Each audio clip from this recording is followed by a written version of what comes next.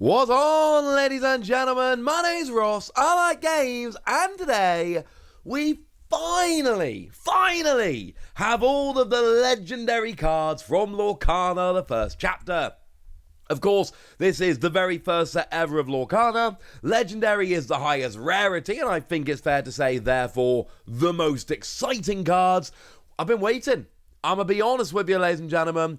I have been waiting to finally get a look at all the legendary cards. We finally have them, and it's quite nice. There's 6 inks, 2 per ink, 12 in total, and some of these, and look, we've only just got the full set list, right?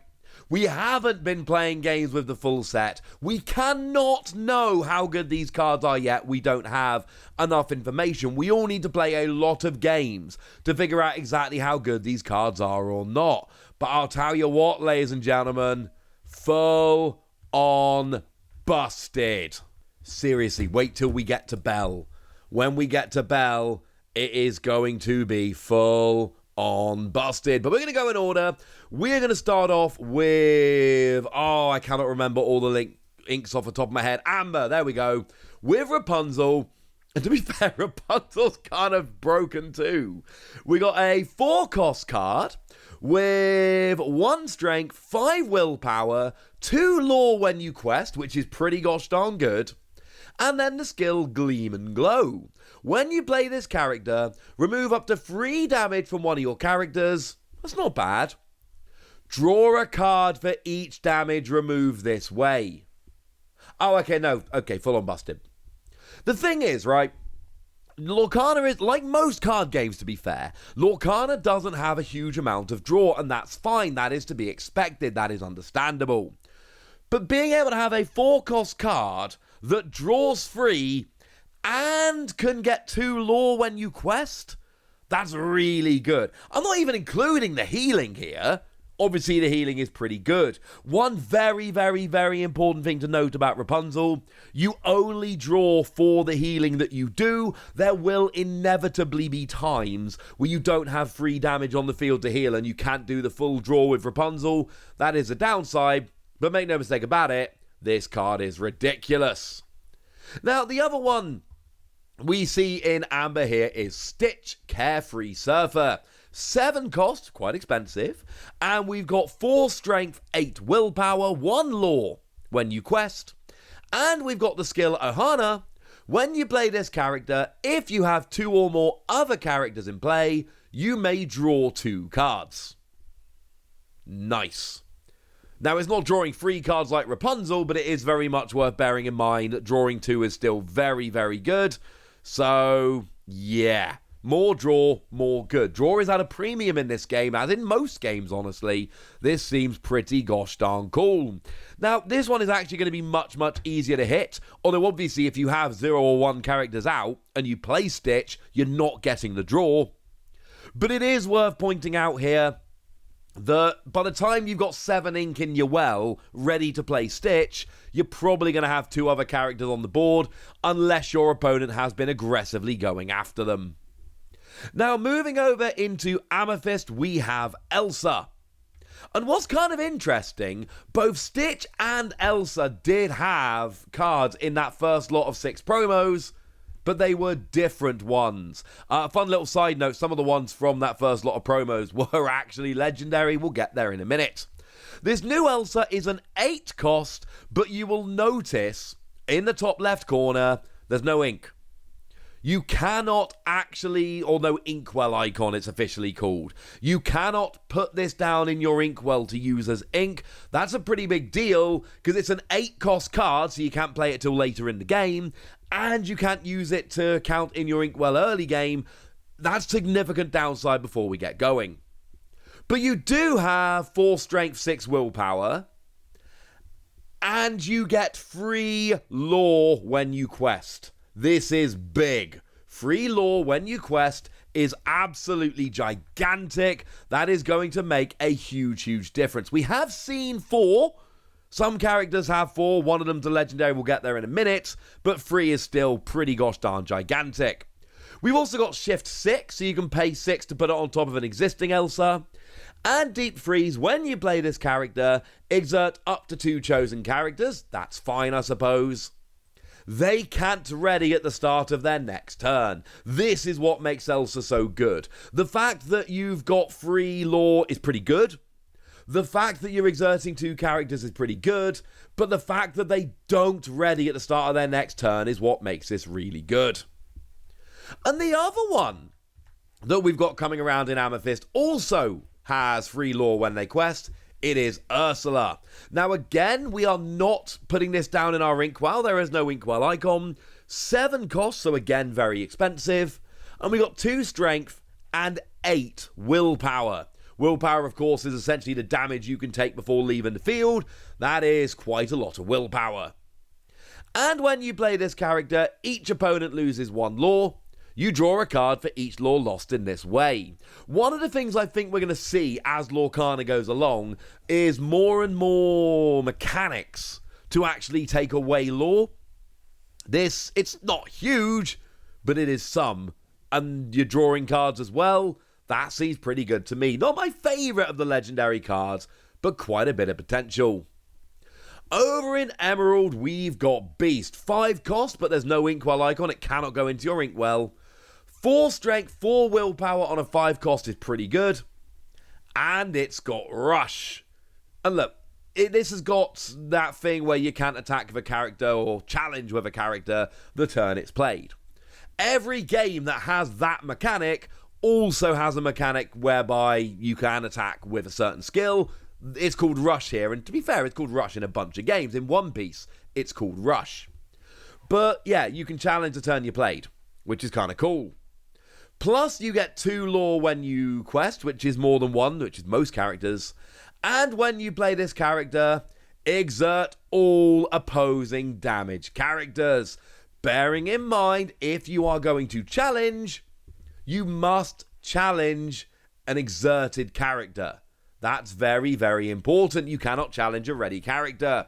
Anyone that's damaged can be exerted by Beast to then be challenged. That's why this is such a big deal. The other one we see in Emerald is John Silver. 6 cost, and you got the inkwell icon. And we've got 5 strength, 5 willpower, 2 lore when you quest, and pick your fights when you play this character and whenever he quests. Choose an opposing character gains Reckless during their next turn. Basically, they're not able to quest, and if they're able to challenge, they have to challenge. It's a way of basically making your opponent attack with characters or challenge with characters that they really don't want to. And this is when you play and when you quest, and bearing in mind you're getting 2 lore when you quest, this is a character that I think could be sneaky good. Now, weirdly enough, Ruby is featuring the 2 characters that were promos that come through as legendary. Maleficent is one of them. Maleficent was literally one of the promos that we saw back at D23, and it is the same as it was then. A 9 cost, which is truly gigantic, but it does have an inkwell icon. 7 strength, which is huge. 5 willpower, which is quite big. 2 lore when you quest, which is quite nice. And when you play this character, you can just banish someone. That's redonk. Absolutely redonk. Love this card. Absolutely love it. We've actually also got the card Dragonfire, which is a Maleficent card which just banishes a chosen character, which I very much appreciate. But this is ridiculous. Just playing it and banishing any character, absolutely busted. Just ridiculous. There we go. Now, the other one we've got in Ruby is Mickey Mouse Brave Little Tailor, and this was another one of the D23 promos. This is kind of, although it wasn't actually a D23 promo set, it was a different promo again. This has been kind of like the mascot card for the set. And when we first saw it, we didn't realise how good it was. It's ridiculous. Now, 8 cost is huge, and honestly, 5 strength, 5 willpower, 4 and 8 cost is a little bit lower than we would generally like. I admit this. However, you get 4 lore when you quest. That is ridiculous, ladies and gentlemen. That is absolutely full-on, flat-out ridiculous. This is a huge, huge amount of lore We don't see many, honestly. We don't see many characters doing this. This is unusual. What is even better, though, is the fact that you've got evasive. Only characters with evasive can challenge this character. Because obviously, like, the second you get brave little Tailor out, your opponent's going to be like, nah, mate. And they're going to go after it. They're going to try and take it out, as they probably should. Because you've got evasive, they're not necessarily going to be able to. They're going to have their own evasive character. If they don't, Mickey's going to be able to just sit there turn after turn after turn, getting 4 lore. And it's not going to take long with that to just, literally win the game. Now, moving over into Sapphire, we have got Belle. Belle, even amongst all the busted cards we've seen here, this is absolutely ridiculous. Belle might be my favourite card that we've seen. There are some really ridiculous cards in this first set. Belle might be the most ridiculous. 4 cost, and it's got the Inkwell icon. Now, 2 strength, 4 willpower, fine. 1 lore when you quest, meh. But during your turn, you may place an additional card from your hand into your Inkwell face down. That is ridiculous. And look, it's the rule of every card game, right? Every rule that's introduced will at some point be broken by some card. So if there's a rule that says you can only play 1 card in your Inkwell per turn, it means there are going to be cards that let you do extra. But a 4-cost card that puts an extra card in, this is going to end up paying for itself very quickly. But then when you have 10 or more cards in your Inkwell, which will happen quickly because of the whole first skill, plus 4 lore value. 5 lore when you quest. I just got done telling you that Mickey Mouse Brave Little Tailor that gets 4 is ridiculous, and if you look at Mickey Mouse, there isn't really room for a 5th icon on that card. Card design seems to dictate there are not going to be any cards that have a natural lore value more than 4, because they literally won't fit on the card. Yeah, as soon as you've got 10 cards in the Inkwell, Belle has 5, and you get to put an extra card. I would think Belle was great if it didn't have this second skill. If all Belle did was let you have an extra card in your Inkwell every turn, I would love it. Yeah. Busted. Absolutely busted. And then we've got Hades, 7 cost, but you don't have an Inkwell icon, very important. 3 strength, 6 willpower, 2 lore when you quest. And when you play this character, you may put a chosen opposing character into their player's Inkwell face down. You do give them an extra ink in their Inkwell, which is actually kind of annoying because you're helping them. But also, you get to take a character off the board. Someone like Mickey Mouse Brave Little Tailor, who you cannot let just sit there going crazy. Yeah, Hades will get rid of it. And that's one of the things that's good about this, and Maleficent for what it's worth as well. Just the option to bump any character is going to be great. And then we finish off with Steel. Now we've got Gantu, who we looked at recently. 8 cost with an Inkwell icon, 6 strength, 6 willpower, 2 lore when you quest. But under arrest, characters that cost 2 or less cannot challenge your characters. Basically, this is a way, now it's an 8 cost, so it's not going to be out that early in the game. You're going to have to wait a few turns to get it out. But when you get it out, you basically turn off all of your opponent's little characters from challenging, make them quest, but then when they're questing, you can then go after them. I like this. Again, this isn't one of those characters that I really do think we're going to have to play a bunch of games and see a bunch of lists. If we see a lot of deck lists being built with a lot of 2 cost or lower characters that are trying to challenge, this is great. Otherwise, this isn't going to be so good.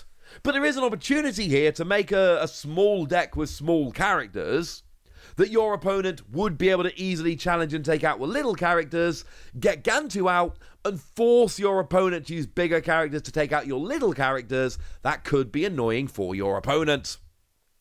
And then finally, we can finish off having a look at Takar. Now, I watched a lot of Moana with my kids.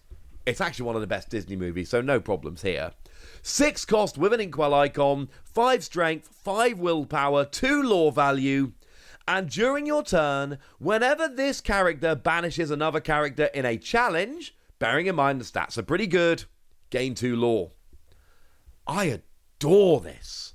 Like, if I'm playing Steel, I'm playing Takar, and then any time my opponent has an exerted little character, I'm like, bump him with Takar.